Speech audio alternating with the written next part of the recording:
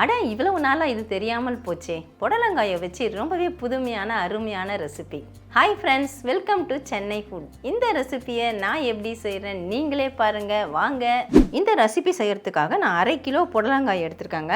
இந்த புடலங்காயை நான் சுத்தமாக கழுவி தொடச்சி எடுத்து வச்சுருக்கேன். இப்போ இது மேலே இருக்கக்கூடிய இந்த தோலை நம்ம இப்படி சுரண்ட போகிறோம். தோலை நம்ம சீவ வேண்டாங்க, இந்த மாதிரி சுரண்டி விட்டாலே போதும். அதில் அந்த வெள்ளையாக பூத்து இருக்கக்கூடிய அந்த நிறம் எல்லாமே நம்ம கத்தியில் வந்துடும். இந்த மாதிரி சுரண்டி எடுத்ததுக்கப்புறமா மறுபடியும் ஒரு தடவை நம்ம கழுவி தொடச்சி எடுத்துக்கணும். எல்லா புடலங்காயுமே பாருங்கள் கத்தி வச்சு நல்லா சுரண்டிட்டு மேல் தோலை எடுத்துட்டோம். காம்பு பகுதியும் நுனி பகுதியும் நான் கட் பண்ணிவிட்டு சுத்தமாக கழுவி தொடச்சி எடுத்து வச்சுருக்கேன். இப்போ இதை நம்ம கட் பண்ண போகிறோம். இந்த மாதிரி கட் பண்ணிவிட்டு இதில் விதைகள் ரொம்ப எலசாக இருந்தால் நம்ம பயன்படுத்திக்கலாம். ரொம்ப முத்தலாக இருந்தால் எடுத்துடணும். இதில் பார்த்திங்கன்னா கொஞ்சம் முத்தலாக தான் இருக்குது, அதனால் இதில் இருக்கக்கூடிய விதைகளை நான் எடுத்துடுறேன். இந்த மாதிரி எடுத்துட்டு இதை அப்படியே சும்மா ரஃப்பாக கட் பண்ணிக்கலாம். இதே மாதிரி எல்லாத்தையும் நான் கட் பண்ணி எடுத்துகிட்டு உங்களுக்கு காட்டுறேன். நாம் எடுத்த எல்லா புடலங்காயுமே இந்த மாதிரி ரஃப்பாக கட் பண்ணி எடுத்துட்டேன். இதில் ஈரப்பதம் இல்லாமல் பார்த்துக்கோங்க. இப்போ நம்ம இதை மிக்ஸி ஜாருக்கு மாற்றிக்கலாம். தண்ணி சேர்க்காமல் நம்ம பல்ஸில் தான் ஒரு 3 தடவை இல்லை 2 தடவை வச்சு எடுக்கணும். 1-2 அரைப்படணும். அதாவது ரொம்ப பெருசாக இல்லாமல் கொஞ்சம் பொடிசாக அரைப்படுற மாதிரி அரைச்சி எடுத்துக்கோங்க. இல்லை உங்களுக்கு அரைச்சி எடுக்கிறது பிடிக்கல அப்படின்னா நீங்கள் துருவி கூட சேர்த்துக்கலாம், இல்லை பொடியாக நறுக்கி கூட சேர்த்துக்கலாம். பல்ஸ் மோடில் வச்சுட்டு 2 தடவை இல்லை 3 தடவை ஆன் பண்ணி ஆஃப் பண்ணால் போகிறோங்க. நமக்கு பாருங்கள் அந்த துருவன பதத்துக்கு நமக்கு காய் கிடச்சிடுச்சு. இந்த மாதிரி ரெடி பண்ணிட்டா போகிறோம். இதை நம்ம மிக்சிங் பவுலுக்கு மாற்றிக்கலாம். இதில் சேர்க்கறதுக்காக நான் 1/2 கப்பு கடலை மாவு எடுத்திருக்கேன். 125 கிராம் அளவுள்ள கப்பில் 1 கப்பு எடுத்திருக்கேன். இந்த ஈரப்பதத்தை பொறுத்து தான் நம்ம மாவு சேர்க்கணுங்க. இவ்வளோ தான் சேர்க்கணுன்றது அளவு கிடையாது. 1 டீஸ்பூன் அளவுக்கு இஞ்சி பூண்டு விழுது, 1/4 டீஸ்பூன் மஞ்சள் தூள், 1/2 டீஸ்பூன் தனி மிளகாய் தூள், 1/2 டீஸ்பூன் கரம் மசாலா, உப்பு தேவையான அளவு சேர்த்துக்கோங்க. நான் 1/2 டீஸ்பூன் அளவுக்கு தூள் உப்பு சேர்க்குறேன். இப்போ இதை நம்ம கைகளை வச்சு நல்லா கலந்து விடுவோம். இந்த மாவு நமக்கு பத்தலை, ஈரப்பதம் அதிகமாக தெரிஞ்சதுன்னா எக்ஸ்ட்ரா 1 டேபிள் ஸ்பூன் இல்லை 2 டேபிள் ஸ்பூன் நீங்கள் கடலை மாவு சேர்த்துக்கலாம். நான் எக்ஸ்ட்ராவாக 2 டேபிள் ஸ்பூன் கடலை மாவு சேர்த்தேங்க. மொத்தமாக நமக்கு இந்த மாதிரி சேர்த்து எடுக்க வரணும். அதே சமயம் இந்த மாதிரி சாஃப்டாக இருக்கணும். இப்போ இதிலேருந்து நம்ம கொஞ்சமாக எடுத்து சின்ன சின்ன உருண்டைகளாக நான் உருட்டிக்கிறேன். உங்களுக்கு எந்த சைஸ் வேணுமோ அந்த சைஸ் உருட்டிக்கோங்க. இல்லை இந்த மாதிரி உருட்டுறது உங்களுக்கு பிடிக்கலன்னா ஒரு தட்டில் அப்படியே எண்ணெய் தடவிட்டு லெவல் பண்ணிவிட்டு கூட நம்ம வேக வச்சுக்கலாம். நான் இந்த மாதிரி உருட்டி தான் எடுக்கிறேன். இதே மாதிரி நம்ம எல்லாத்தையும் உருட்டி எடுத்துக்கலாம். ஸ்டவ்வில் இட்லி பாத்திரம் வச்சுருக்காங்க. 2 டம்ளர் அளவுக்கு நான் தண்ணி ஊற்றி வச்சுருக்கேன். தண்ணி இப்போ நல்லாவே சூடாயிடுச்சு. ஒரு கிண்ணத்தில் பார்த்தீங்கன்னா 4 வெங்காயம், மீடியம் சைஸ் வெங்காயம், தக்காளி சின்ன சின்னதாக ஒரு 4 தக்காளி, தோலெல்லாம் நீக்கிட்டு தக்காளியில் சுத்தமாக கழுவிட்டு ப்ளஸ் போட்டு வச்சுருக்கேன். வெங்காயத்தில் தோல் நீக்கிட்டு ப்ளஸ் போட்டு வச்சுருக்கேன். அதை இதில் வச்சுக்கலாம். கூடவே பார்த்திங்கன்னா 1 இன்ச் அளவுக்கு இஞ்சி தோல் சீவிட்டு பொடியாக நறுக்கி வச்சுருக்கேன். அதையும் இதில் சேர்த்துக்கிறேன். 6-7 பல்லு பூண்டு தோல் நீக்கிட்டு வச்சுருக்கேன். அதையும் இதில் சேர்த்துக்கிறேன். 6 முந்திரி பருப்பு அதையும் இதில் சேர்த்துடுறேன். 3 வரமிளகாய் அதையும் சேர்த்துக்கிறேன். அப்படியே காம்போடையே சேர்த்துக்கோங்க. இது அப்படியே இருக்கட்டும். இப்போ நான் இட்லி தட்டை வச்சுட்றேன். புடலங்காயை வச்சு நாம் ரெடி பண்ண மிக்ஸு பார்த்திங்கன்னா மொத்தம் 12 உருண்டை வந்திருக்குங்க. இதை நம்ம அப்படியே பொரிச்சு போட்டும் நம்ம செய்யலாம், வேக வச்சும் செய்யலாம். பொரிச்சு போடுறது எல்லாருக்குமே பிடிக்காது, எண்ணெய் சேர்க்குறது ஒத்துக்கலான்வாங்க. அதனால நான் வேக வச்சுட்டு தான் சேர்க்க போகிறேன். நான் தட்டில் எல்லாத்தையும் அடுக்கி விட்டுக்கிறேன். எல்லா உருண்டைகளையும் வச்சாச்சு. ஸ்டவ் ஹை ஃப்ளேமில் வச்சுட்டு 10 நிமிஷம் வேக விட்டுட்டு ஸ்டவ் ஆஃப் பண்ணிவிடுங்க. 10 நிமிஷம் வேக விட்டுட்டு நான் ஸ்டவ் ஆஃப் பண்ணிட்டேங்க. இப்போ மூடி ஓப்பன் பண்ணிடலாம். இந்த இட்லி தட்டை எடுத்துகிட்டு இந்த பால்ஸ் எல்லாமே நல்லா ஆற விட்டுடணும். இந்த கோலா உருண்டை எல்லாத்தையுமே நம்ம உள்ளே வச்சா இந்த வெங்காயம் தக்காளியும் நல்லா வெந்திருக்கு. அதையும் நம்ம வெளியே எடுத்து வச்சு ஆற விட்டுடணும். வேக வச்சு ஆற வச்ச வெங்காயம் நல்லாவே சூடு ஆறிடுச்சுங்க. இதை அப்படியே நம்ம மிக்ஸி ஜாருக்கு மாற்றி விட்டுக்கலாம். அப்படியே பிச்சு போட்டுக்கிட்டாலே போதும். நம்ம ப்ளஸ் போட்டதுனால ஈஸியாக பிக்க வரும். எல்லா வெங்காயத்தையும் நான் போட்டுட்டேன். இப்போ பார்த்திங்கன்னா இந்த வரமிளகாயில் இருக்கக்கூடிய இந்த காம்பு அதை நம்ம எடுத்துகிட்டு தான் சேர்க்கணும். கூடவே நம்ம வேக வச்ச முந்திரி, இஞ்சி, பூண்டு எல்லாத்தையும் இதில் நம்ம சேர்த்துடலாம். இப்போ இந்த தக்காளியில் பார்த்திங்கன்னா நம்ம ப்ளஸ் போட்டதுனால அந்த தோல் ஈஸியாக அதுலேருந்து கழண்டு வந்துடும். நீங்கள் தோலோடு சேர்க்கணுன்னு நினச்சா சேர்த்துக்கலாம். தோலை எடுத்துகிட்டு சேர்க்கும் பொழுது நல்லா சாஃப்டாக இருக்கும், டேஸ்ட்டாகவும் இருக்கும். அதுக்காக நான் எடுத்துடுறேன். இந்த மாதிரி தோல் எடுத்துகிட்டு இந்த தக்காளியும் நம்ம இதில் போட்டுக்கலாம். இதே மாதிரி எல்லா தக்காளியும் நான் தோல் எடுத்து சேர்த்துறேன். தக்காளியை தோல் உரிச்சிட்டு மிக்ஸி ஜாருக்கு மாற்றிட்டேங்க.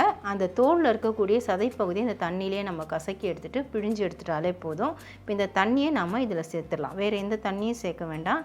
எவ்வளவு நைஸாக அரைக்க முடியுமோ அந்தளவுக்கு நைஸாக அரைச்சிக்கோங்க. நான் ரொம்ப நைஸாக அரைக்கலைங்க, கொஞ்சம் கொரகொரப்பாக தான் அரைச்சிருக்கிறேன். இந்த மாதிரி அரைச்சி செய்யும்போது டேஸ்ட் ரொம்பவே நல்லா இருக்கும். உங்களுக்கு நைஸாக வேணும்னா நீங்கள் நல்லா நைஸாக அரைச்சும் செய்யலாம். ஸ்டவ்வில் பேன் வச்சுருக்கேங்க. பேன் நல்லா ஹீட் ஆகிடுச்சு. 3 டேபிள் ஸ்பூன் அளவுக்கு எண்ணெய் சேர்த்துக்கிறேன். எண்ணெய் நல்லா சூடாகட்டும். எண்ணெய் இப்போ நல்லா சூடாகிடுச்சு. 1 டீஸ்பூன் அளவுக்கு சோம்பு சேர்த்துக்கிறேன். சோம்பு பொரியட்டும். இப்போ சோம்பு நல்லாவே பொரிஞ்சிருச்சுங்க. ஸ்டவ்வை சிம் பண்ணிக்கோங்க. நம்ம அரைச்சி வச்ச இந்த வெங்காயம் தக்காளி விழுது அதை சேர்த்துக்கலாம். சேர்த்துட்டு அப்படியே நல்லா எண்ணெயில் கலந்து விடுங்க. நம்ம வேக வச்சுட்டதுனால வதக்கணுன்ற அவசியம் இல்லை. நல்லா கலந்து விட்டாலே போதும். இப்போ நல்லா கலந்து விட்டாச்சுங்க. ஸ்டவ்வை சிம் பண்ணிக்கோங்க. நம்ம தேவையான மசாலா சேர்த்து விட்டுக்கலாம். 1/2 டீஸ்பூன் நான் மல்லித்தூள் சேர்க்குறேன். 1/2 டீஸ்பூன் தனி மிளகாய்த்தூள் உங்கள் காரத்தை பொறுத்து சேர்த்துக்கோங்க. 1/2 டீஸ்பூன் கரம் மசாலா, 1/4 டீஸ்பூன் மஞ்சள் தூள், உப்பு தேவையான அளவு சேர்த்துக்கோங்க. நான் 1/2 டீஸ்பூன் தான் சேர்க்குறேன். தேவைன்னா நம்ம மறுபடியும் சேர்த்துக்கலாம்.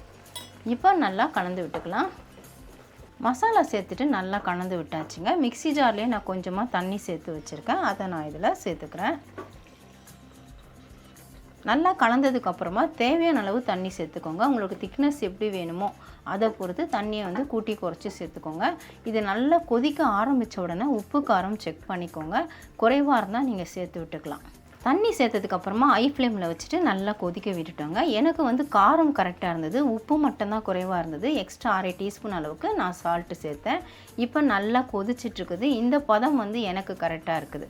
உங்களுக்கு என்ன பதம் வேணுமோ அந்த அளவுக்கு நீங்கள் தண்ணி சேர்த்துக்கலாம். இப்போ வேக வச்ச இந்த பால்ஸ் அதை நம்ம இதில் சேர்த்துடலாம். ஆல்ரெடி நம்ம வேக வச்சுட்டோம். இருந்தாலும் இந்த கிரேவியோடு சேர்ந்து வேகும் பொழுது இன்னும் டேஸ்ட் ரொம்பவே நல்லாயிருக்கும். அந்த உப்பு காரம் எல்லாமே வந்து இதில் ஏறும். ஏற்கனவே இதுக்கு உப்பு காரம் சேர்த்துருக்கோம். இன்னும் கிரேவியோட உப்பு காரம் ஏறி டேஸ்ட் ரொம்ப நல்லாயிருக்கும். இப்போ எல்லா பால்ஸையும் நான் இதில் போட்டுட்டேன். எல்லாமே பால்ஸ் பார்த்திங்கன்னா முழுகிற அளவுக்கு தான் இருக்குது. அதனால் நம்ம எதுவும் அழுத்தி விட வேண்டிய அவசியம் கிடையாது. ஸ்டவ்வை மிதமான தீயில் வச்சுருங்க. 5 நிமிஷம் மூடி போட்டு விட்டுடலாம். மூடி போட்டு 5 நிமிஷம் ஆயிடுச்சுங்க. நான் மூடி ஓப்பன் பண்ணிடுறேன். நல்லா சூப்பராக கொதிச்சிட்ருக்குது பாருங்கள். நல்லா திக்காகவும் ஆகிட்டுருக்குது. லைட்டாக ஒரு பரட்டு மட்டும் பரட்டி விட்டுக்கலாம். இப்போ நம்ம கொத்தமல்லி தழையை தூவிட்டு லேசாக கலந்து விட்டுட்டு ஸ்டவ் ஆஃப் பண்ணிக்கலாம். அவ்வளோதாங்க, நான் ஸ்டவ் ஆஃப் பண்ணிட்டேன். சூப்பராக நமக்கு தயாராகிடுச்சு. புடலங்காய் சாப்பிடாத குழந்தைங்களுக்கு இப்படி செஞ்சு கொடுத்தா விரும்பி சாப்பிடுவாங்க. அவ்வளவுதான் ஃப்ரெண்ட்ஸ், புடலங்காயை வச்சு அருமையான கோலா உருண்டை கிரேவி நாம் தயார் பண்ணிட்டோம். புடலங்காய் சாப்பிடாத குழந்தைங்களுக்கு இந்த மாதிரி செஞ்சு கொடுத்தா விரும்பி சாப்பிடுவாங்க. இதை நீங்கள் கிரேவியாக செய்யாமல் ஸ்நாக்ஸாகவும் செய்ய முடியும். ஆவியில் வேக வைக்காமல் நம்ம கொஞ்சம் அரிசி மாவு மட்டும் சேர்த்துட்டு இதே மாதிரி பால் மாதிரி உருட்டிட்டு எண்ணெயில் பொரிச்சு கூட கொடுக்கலாம். நல்ல முறுமுறுப்பாக இருக்கும். ஆனால் அரிசி மாவு சேர்க்கும் பொழுது நல்ல கிறிஸ்பினஸ் கிடைக்கும். அதனால் அந்த மாதிரி நீங்கள் ஸ்நாக்ஸாக செய்கிறதா இருந்தால் அரிசி மாவு சேர்த்துக்கோங்க. இந்த மாதிரி கிரேவியாக செய்யும் பொழுதும் டேஸ்ட் அருமையாக அட்டகாசமாக இருக்கும். நம்ம இட்லி, தோசை, சப்பாத்தி, பூரி இந்த மாதிரி எல்லா விதமான டிஃபனுக்கும் சைட் டிஷ்ஷாக வச்சு சாப்பிட்லாம். சாதத்துலேயும் சேர்த்து சாப்பிட்லாங்க. அருமையாக அட்டகாசமாக இருக்கும். இப்போ நான் பிளேட்டுக்கு மாற்றிருக்கேன். எப்படி இருக்குன்னு நீங்களே பாருங்கள். உங்களுக்காக நான் சாப்பிட்டு காட்டுறேன். இதிலேருந்து ஒரு பால்ஸ் நான் கட் பண்ணுறேன். நல்லா சாஃப்டாக தான் ஸ்பூன் இறங்குது பாருங்கள். கொஞ்சம் அதில் கிரேவியோடு எடுக்கிறேன்.